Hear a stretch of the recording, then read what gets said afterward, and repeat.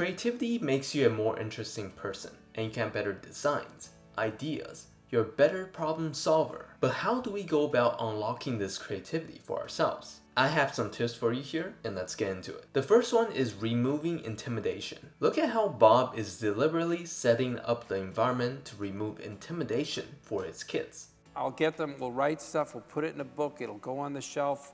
Try to get them to feel that they are worthy of that. Imagination is really about starting a web of connections within your mind. If you stop at one point, it might seem kind of small, but what you're really stopping is a whole potential web of ideas. That's why if you're feeling intimidated, you're already stopping yourself in your mind. This means that most people can actually be very creative. They just stop before anything meaningful actually happens. Next is removing activities that makes you lose yourself. I'm pretty sure we all have kind of felt this way before on this next clip. Feeling of losing yourself in, because I do it too on YouTube, and it's like garbage has gone into my head and I don't, One of the worst habits that you can have to make yourself more creative is to mindlessly consume. Not gonna lie, I kinda do that a lot too. But the reason that it's a bad thing is that creativity is a very active thinking process.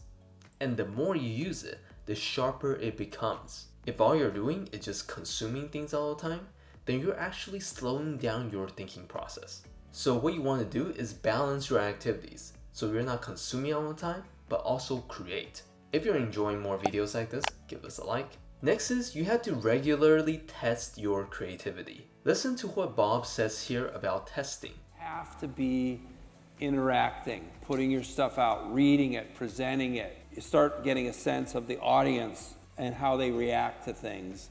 If you constantly have a lot of ideas in your mind, I think that's fantastic. It's great. But if you don't actually act on any one of them or try to execute them, then you will never find out which ones are actually good. And through more of this testing process of your ideas, you actually start to develop a sense of discernment for what kind of ideas will work or not.